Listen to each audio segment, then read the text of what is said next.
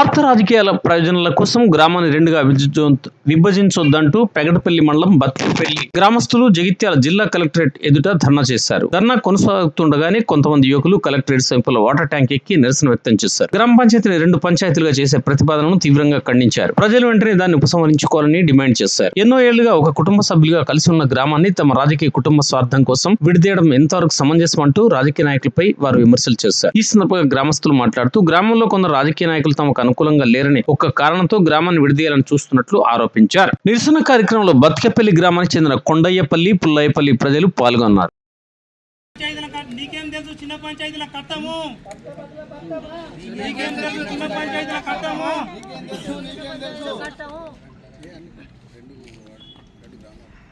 బతుకునిచ్చిన బతికెపల్లిని బాధ పెట్టకు బతుకునిచ్చిన బతికెపల్లిని బాధ పెట్టకు బతుకునిచ్చిన బతికెపల్లిని బాధ పెట్టకు రాజకీయ స్వార్థం కోసం పచ్చని ఊళ్ళో చిచ్చు పెట్టకు విడదీయద్దు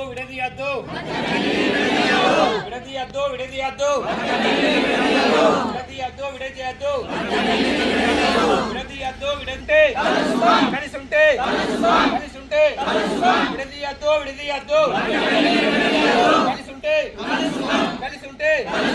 విడదీయద్దు.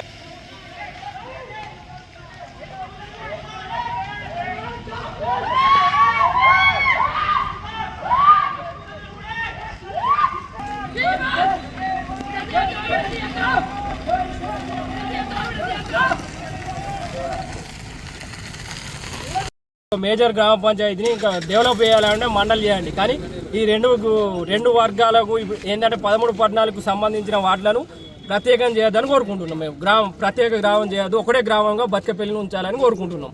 మా విజ్ఞప్తి, మాకు ఎలాంటి కొంచెం కూడా మమ్మల్ని ఎవరిని కూడా ప్రజల్ని అక్కడ ఏ విధంగా కూడా అడగకుండా ప్రజల ఎలాంటి కూడా తీసుకోకుండా ఈ విభజన కార్యక్రమాన్ని ముందుకు సాగించారు. మేము వద్దని ఇప్పుడు అడుగుతున్నాం. అది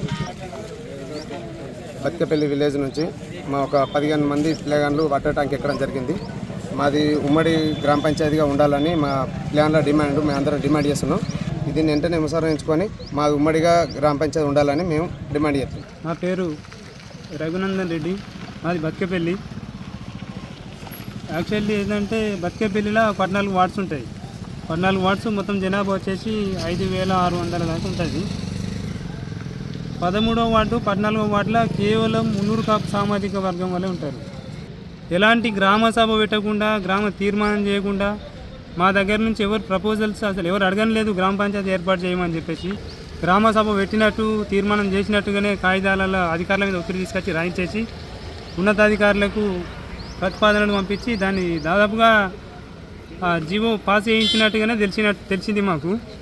ఇప్పుడు ఎవరన్నా మా పిల్లలు ఇప్పుడు దీనికి నిరసనగా ఇదివరకు ప్రజావాణిలో కలెక్టర్ గారికి 2-3 సార్లు దరఖాస్తు ఇచ్చినాం.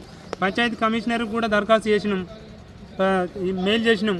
ఇవాళ మా పిల్లలు దీనికి నిరసనగా ట్యాంక్ ఎక్కి వాళ్ళు అక్కడి నుంచి పంచాయతీ అధికారో కలెక్టరో ఎవరో ఒకరు వచ్చి గట్టి హామీ ఇచ్చేదాకా దిగము, మేము ఇక్కడ నుంచి దూకి ఆత్మహత్య చేసుకుంటామని చెప్పేసి మా పిల్లలు కూడా ట్యాంక్ ఎక్కి నిరసన చెప్పారు. ఈ నిర్ణయాన్ని ఎట్టి పరిస్థితుల్లో వాళ్ళు వెనక్కు తీసుకోకపోతే ఇక తదుపరి పరిణామాలు కొంచెం ఇక దయచేసి పాలకులు కానీ ప్రభుత్వ అధికారులు కానీ మా సహనాన్ని పరీక్షించద్దని కోరుకుంటున్నా.